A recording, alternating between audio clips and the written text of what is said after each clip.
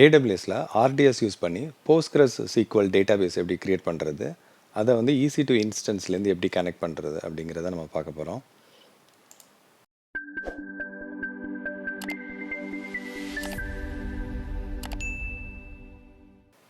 So first வந்து AWS console login பண்ணி RTS போயிட்டு ஆர்டிஎஸ்லேருந்து நம்ம வந்து டேட்டாபேஸ் வந்து க்ரியேட் பண்ணுறதுக்கு க்ரியேட் டேட்டாபேஸ் செலக்ட் பண்ணுறோம். ஸ்டாண்டர்ட் டேட்டாபேஸ் க்ரியேஷன் கொடுத்துட்றோம். இதில் வந்து நம்ம டேட்டாபேஸ் என்ன க்ரியேட் பண்ண போகிறோம்னா போஸ்ட்கிரஸ் சீக்வல் தான் நம்ம க்ரியேட் பண்ண போகிறோம். ஸோ போஸ்ட்கிரஸ் சீக்வலோட லேட்டஸ்ட் என்ஜின் வெர்ஷன் வந்து செலக்ட் ஆகும். டெம்ப்ளேட்டில் வந்து ஃப்ரீ டயர் செலக்ட் பண்ணிவிட்டு செட்டிங்ஸில் வந்து டேட்டாபேஸ் 1 இருக்கட்டும்.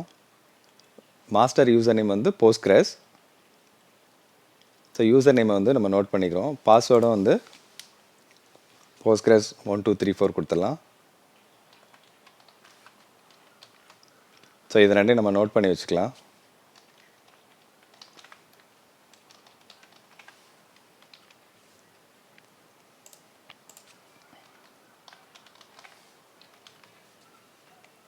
இன்ஸ்டன்ஸ் கான்ஃபிகரேஷன் வந்து டிஃபால்ட் இருக்கட்டும், ஸ்டோரேஜ் டிஃபால்ட் இருக்கட்டும், கனெக்டிவிட்டி வந்து don't connect, default VBC select பண்ணுறோம்.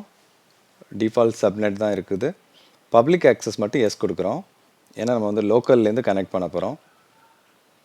டிஃபால்ட் விபிசி செக்யூரிட்டி குரூப் இருக்கட்டும். அவைலபிலிட்டி ஜோன் வந்து நோ ப்ரிஃபரன்ஸ். அடிஷ்னல் கான்ஃபிகரேஷனில் வந்து டேட்டாபேஸ் போர்ட் நம்பர் வந்து நம்ம செலக்ட் பண்ணிக்கிறோம் 5432. ஸோ இது ஏற்கனவே டிஃபால்ட் போர்ட்டு, இதை வந்து நம்ம நோட் பண்ணி வச்சுக்கிறோம். டேக்ஸில் எதுவும் கொடுக்கல. டேட்டாபேஸ் ஆத்தென்டிகேஷன் பாஸ்வேர்டு ஆத்தென்டிகேஷன் இருக்கட்டும். பர்ஃபார்மன்ஸ் வந்து மானிட்டரிங் எதுவும் நம்ம கொடுக்கல. அடிஷ்னல் கான்ஃபிகரேஷன் போய் டேட்டாபேஸ் நேம் மட்டும் நம்ம கொடுத்துடலாம். ஸோ டேட்டாபேஸ் நேமில் வந்து சாம்பிள் டிபின்னு கொடுத்துருவோம். ஸோ இந்த நேமும் நம்ம வந்து நோட் பண்ணிக்கலாம். ஆட்டோமேட்டட் பேக்கப் எனேபிள் பண்ணல, என்கிரிப்ஷனை வந்து எனேபிள் பண்ணல, மைனர் வெர்ஷன் அப்கிரேடும் எனேபிள் பண்ணல. இதோட கம்ப்ளீட் டீட்டெயில்ஸ் வந்து ஏற்கனவே வந்து ஆர்டிஎஸ் பற்றி நான் ஏற்கனவே ஒரு வீடியோவில் போட்டிருக்கேன், அதை நீங்கள் செக் பண்ணி பாருங்கள். ஸோ இப்போ எஸ்டிமேட்டட் மந்த்லி காஸ்ட் வந்து நமக்கு $21.60 USD வருது. பட் நம்ம free tier DB T3 micro use பண்ணுறதுனால இந்த காஸ்ட் வந்து நமக்கு இன்கர் ஆகாது. ஸோ அதனால் நம்ம வந்து தைரியமாக இதை க்ரியேட் பண்ணலாம். ஸோ டேட்டாபேஸ் க்ரியேட் ஆகிறதுக்கு ஃபியூ மினிட்ஸ் ஆகும். ஸோ அதுக்குள்ளே நம்ம வந்து என்ன பண்ணலாம், EC2 இன்ஸ்டன்ஸ் ஒன்று க்ரியேட் பண்ணி அந்த இன்ஸ்டன்ஸில் வந்து எப்படி இதை கனெக்ட் பண்ணுறதுன்னு பார்க்கலாம். ஸோ AWS கன்சோல் போயிட்டு EC2 சர்வீஸ் போகிறேன். ஜஸ்ட் ஒரு சிம்பிள் EC2 இன்ஸ்டன்ஸ் ஒன்று க்ரியேட் பண்ண போகிறேன்.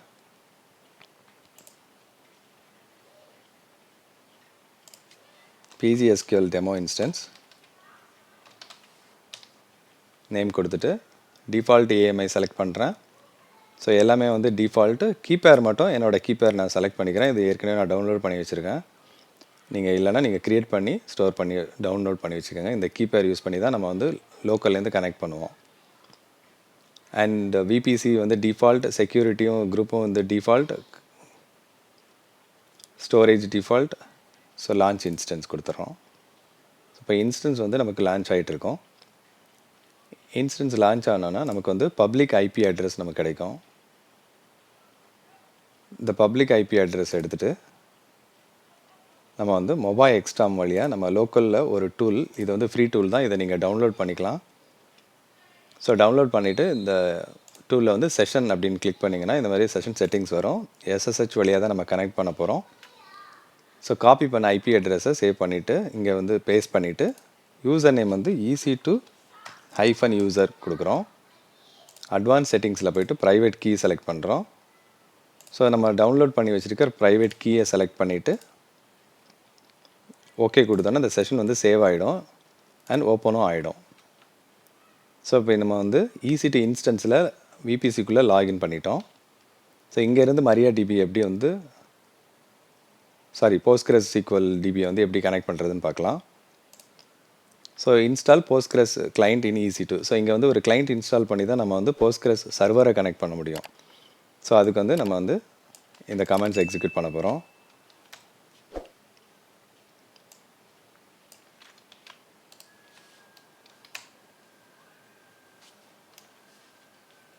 ஸோ கிளைண்ட் வந்து இன்ஸ்டால் ஆகிடுச்சு. இப்போ வந்து டேட்டாபேஸை கனெக்ட் பண்ணுறதுக்கு நம்ம வந்து இந்த கமாண்ட் யூஸ் பண்ணணும். ஸோ இந்த கமாண்ட் யூஸ் பண்ணும்போது PSQL -host endpoint வந்து நம்ம endpoint வந்து காப்பி பண்ணிட்டு வரோம். ஸோ எங்கேருந்து காப்பி பண்ணுறோம்னா RDSலேருந்து நம்ம எடுக்கணும். ஸோ RDSல வந்து டேட்டாபேஸ் இன்னும் வந்து க்ரியேட் ஆகிட்டுருக்கு. ஸோ வெயிட் பண்ணலாம்.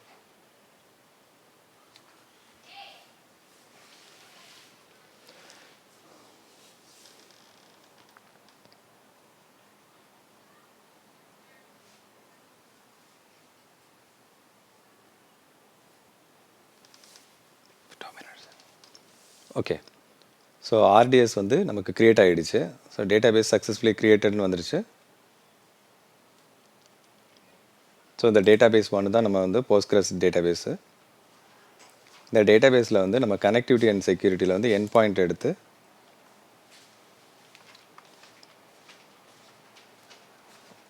ஸோ என் பாயிண்ட் கொடுத்துட்டோம். -- போர்ட் நம்பர் வந்து 5432 - DB name. So DB name வந்து நம்ம சாம்பிள் DBன்னு கொடுத்தோம்.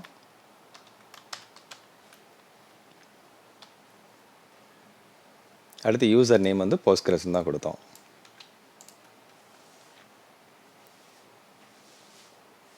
ஸோ இந்த லைனை வந்து நம்ம காப்பி பண்ணி இப்போ என்டர் பண்ணலாங்க.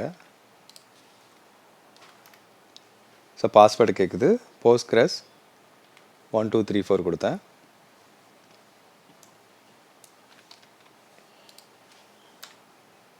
ஸோ போஸ்ட்கிரஸ் வந்து நம்ம கனெக்ட் ஆகிட்டு சாம்பிள் டிபியில் கனெக்ட் ஆகிடுச்சு. ஸோ டேட்டாபேஸ்லேருந்து நம்ம ஏதாவது ஒரு SQL query எக்ஸிக்யூட் பண்ணி பார்க்கலாம். So select current time stamp வந்து கரண்ட் டைம் ஸ்டாம்ப் வந்து நமக்கு காட்டும். ஸோ போஸ்ட்கிரஸ் வந்து நமக்கு EC2லேருந்து இப்போ கனெக்ட் ஆகிடுச்சு. இன்சர்ட் ஆன ரெக்கார்டை pgadmin டூல் வழியாக எப்படி வியூ பண்ணி பார்க்குறதுங்கிறத அடுத்த வீடியோவில் நம்ம பார்க்கலாம்.